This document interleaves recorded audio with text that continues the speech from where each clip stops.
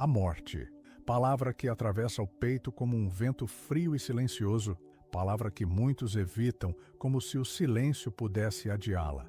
Mas ela chega, não como castigo, não como punição, mas como parte da vida que respiramos todos os dias. Para Allan Kardec, a morte não é um fim absoluto, não é o abismo do nada, é apenas o fim biológico, não o fim do ser. O corpo se desfaz, mas a vida continua em outra forma, em outra dimensão.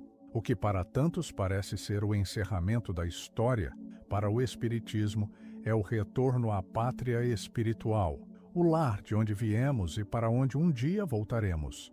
Essa visão não nasce da fé cega, mas do estudo racional, da observação cuidadosa, da experiência mediúnica e da reflexão lúcida.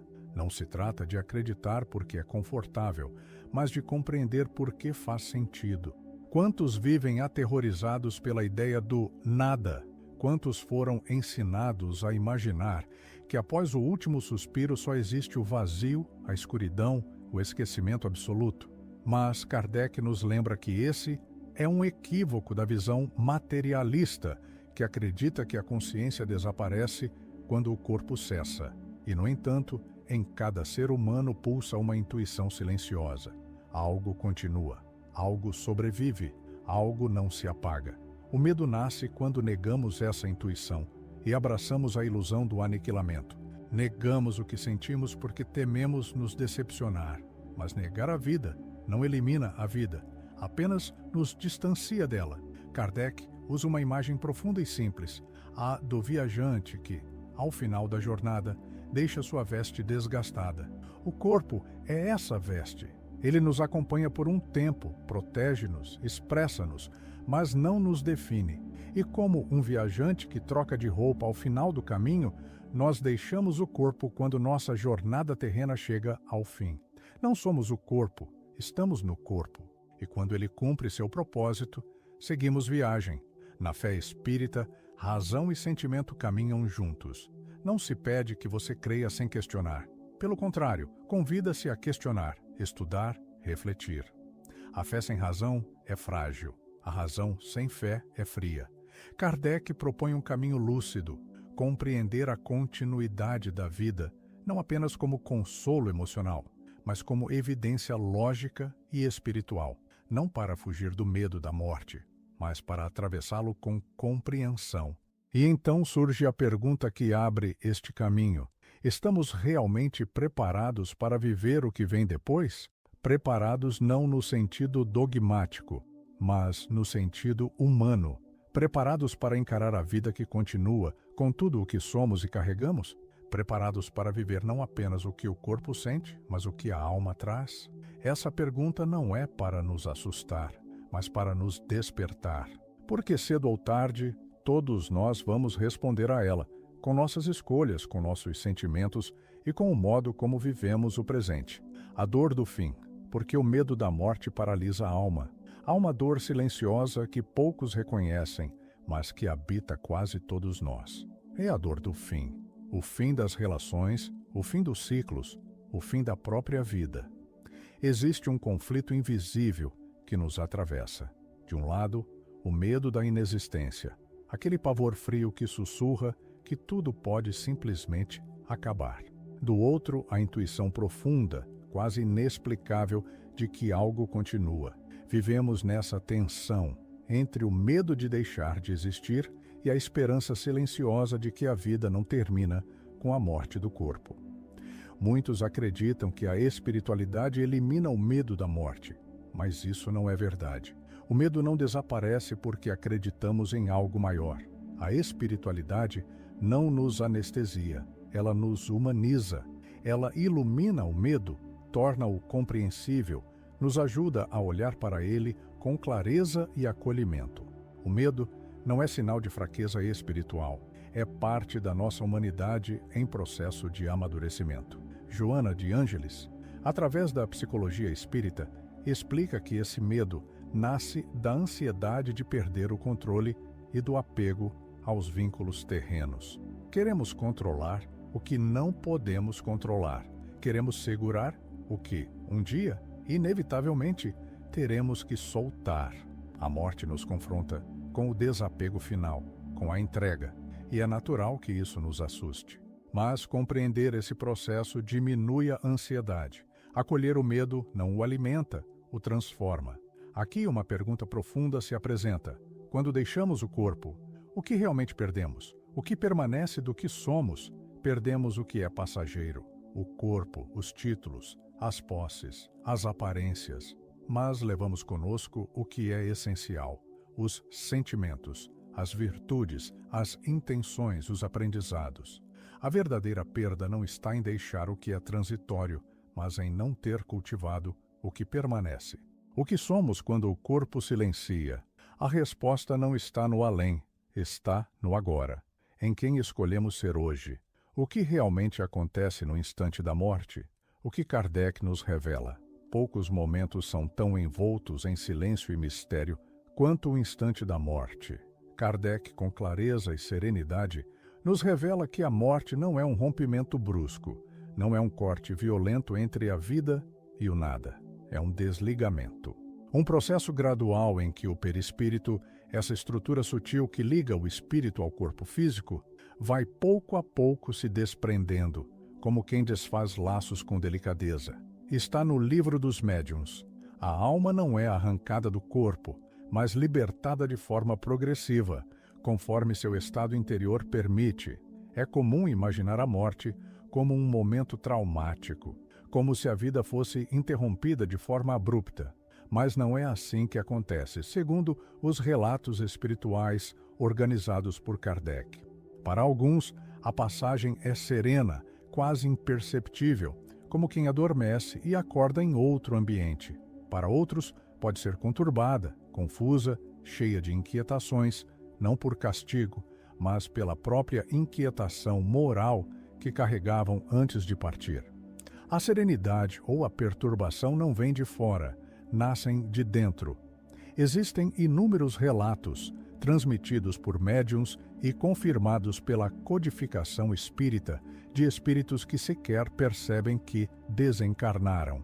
Continuam apegados aos ambientes, às pessoas, às rotinas terrenas, presos em uma espécie de névoa emocional, onde a realidade espiritual ainda não se revela por completo. Isso nos mostra que a morte física não basta para nos libertar da ilusão material. A libertação real acontece quando a consciência desperta. Kardec nos oferece analogias que nos ajudam a compreender. Ele fala do sono, do desdobramento espiritual que vivemos todas as noites, quando o espírito se afasta temporariamente do corpo e experimenta realidades fora da matéria. Dormir é, de certo modo, ensaiar a desencarnação. Cada vez que adormecemos, praticamos, inconscientemente, o desapego temporário da vida física.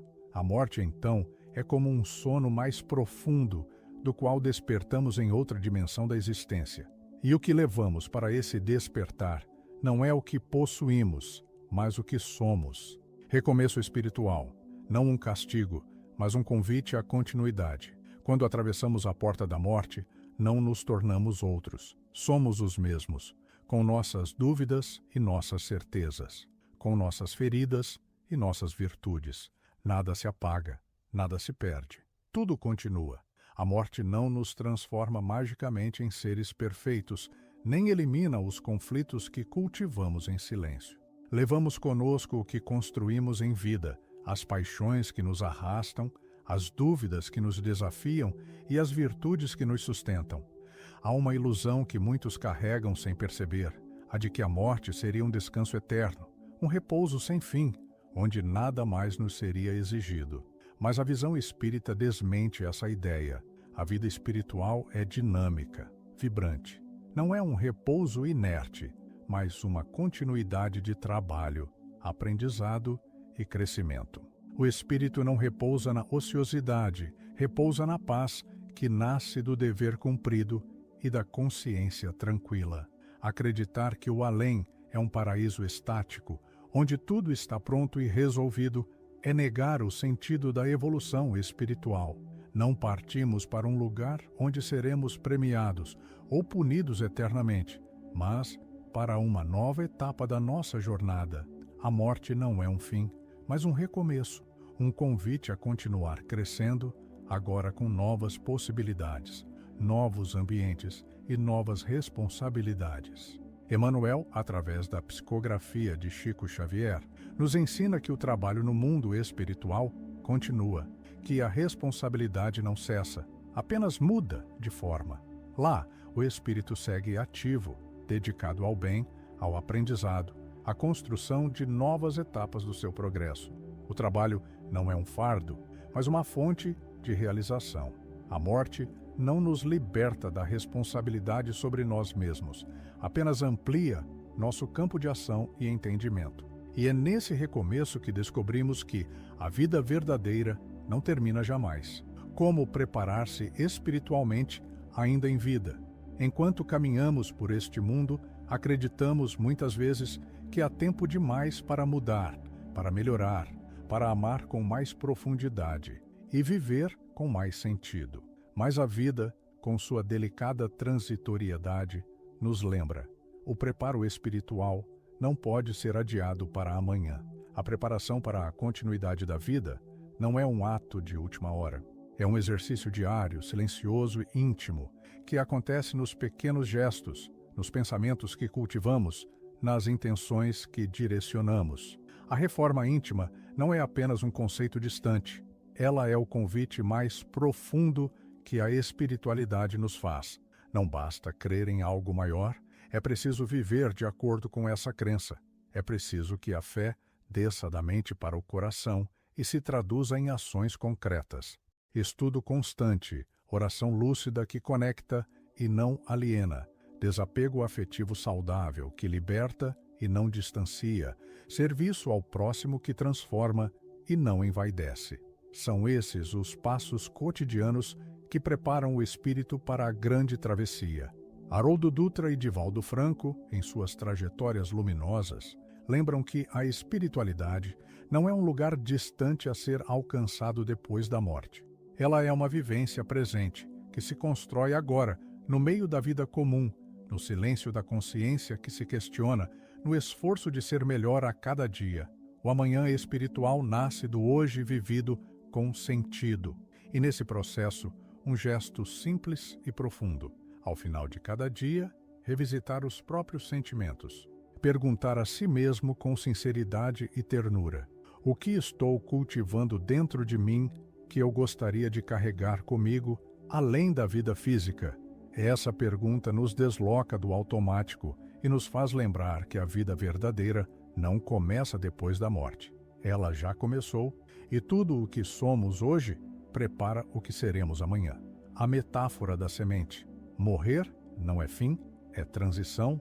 Há algo na natureza que silenciosamente nos ensina sobre a vida e a morte. Nenhuma semente teme ser enterrada. Nenhuma lagarta teme o instante em que se encerra sua forma conhecida.